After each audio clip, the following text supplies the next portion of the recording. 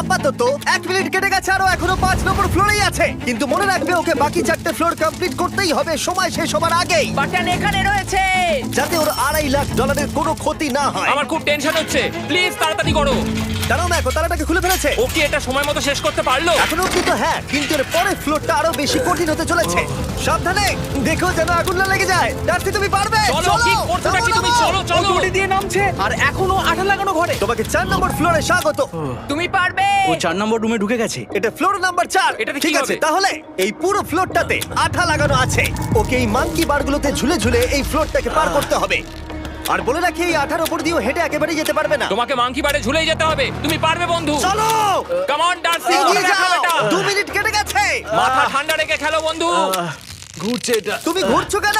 ঘোরা বন্ধ করো। যদিও পড়ে যায় তাহলে খুব খারাপ হবে। তার কারণ হলো এটা পৃথিবীর সবথেকে শক্তিশালী আঠা। আমি মিথ্যে বলছি না, ও পড়লেও জুতো হারাবে। ঠিক আছে।